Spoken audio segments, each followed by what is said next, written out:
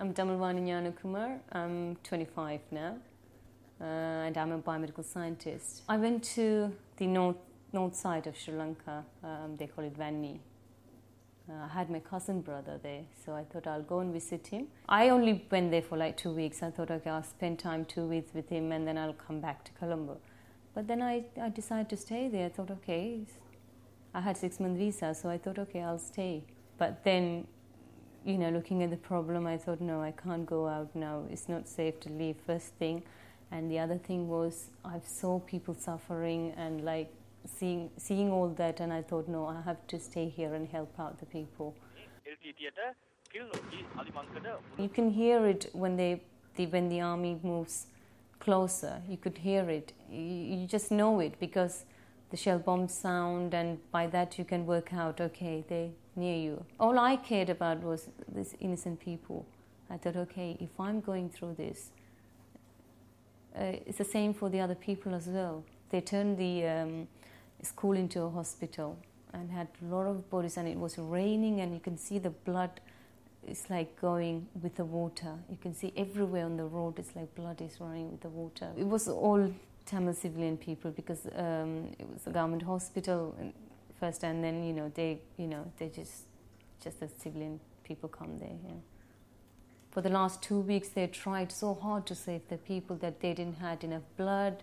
They couldn't, they just couldn't, even if they wanted to help the people, they couldn't because of the shortage of medication. They didn't have proper equipments as well. They just had a knife that, it was a knife that the butchers use to cut, to cut the meat. And we have to use that to cut, take over 6-year-old boy's leg and arm. And he cried and cried. I couldn't even stand there. I was like with the doctor, giving the equipments and sort of, assisting him and next to the boy. But I said, I'm sorry, but I can't stand and look at this boy crying out. It's not the truth what happened there. I mean, the civilian people were like, running and running and running to, get them safe away from the shell bombing, but they couldn't. One day I was inside the theatre and the shell bomb was like right next room was bombed. And there were people we had a lot of the treated people, left in the room for the doctors to go and monitor. And they all died in that shell bomb. You can't relax and go to sleep. You just have to be, any minute, you just have to get ready so that you can run. If the doctors have decided, okay, we want to leave, they would have left, leaving the innocent people to die. But they were there, from the beginning to the end, they were there, helping the people out, saving the many as they can. Even with all the shortage of medicines and everything, they were still there saving the people. You were there. I'm just hoping that you might be able to give us a clearer idea of how many people did die in those final weeks of the war. By estimation, it would be about 20,000 people in the last 5 days. That was like from the May 10th to the 16th. I mean, that's a considerably higher number than anyone has suggested before for that period. It would be more than that, but for estimation, it would be 20,000 people.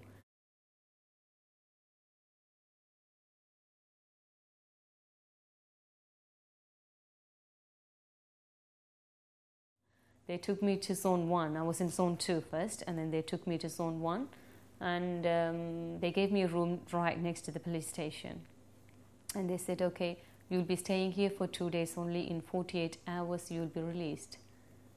And I said, oh, I'm so happy that, okay, 48 hours I'll be released. And I was like so happy and everything. And then the 48 days turned into 2-3 days. And then it turned into weeks and months. And it's like, I thought, okay, now I understand that, it's not going to happen. I had about 5 times, I think, I had the investigation done with various people. And how did that, what did that involve? They asked me, okay, why did you come to Sri Lanka, and, where's your family, and why did you go into Vani area, that it's not safe, so why did you go inside? What were you doing all this time? I was shocked when they said, you'll be released. I'm like, you really telling me the truth? I thought for the next 6 months I won't be out. In your own mind, by this point, I mean, how are you feeling? Are you resigned? I was like, why are they doing this? I mean, you know, I'm an international citizen. I mean, I have everything there, like my passport, visas, everything was there. I mean, what's the problem? I mean, you've done the investigation, and the investigation officer has sent it straight away saying that, okay, she's clear, she's ready to go out. I mean, you know, why keeping me like this without any reason? When I went and spoke to the commander, the camp commander, and asked him, why are you still keeping me in the camp? And the reason he was giving me like, oh, we are still not sure whether you're involved with the LTT or not. Really? I said, that's what you've done the investigation 5-6 times. You still not sure about it? I had a phone call from a brigadier outside, and he said that, oh, you're released, and at 5 o'clock on the 8th, yeah. At 5 o'clock, there will be a vehicle come in and pick you up to go to Colombo. And in Colombo, Basil Rajapaksa wanted to meet you, and then, you know, you can be handed over to your High Commissioner. The people just wanted to be let out.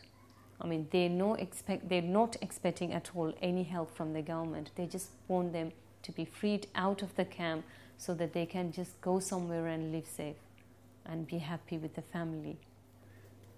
I mean, if the Sri Lankan government really care about the people, why not, you know, let the organisation inside to go and help them?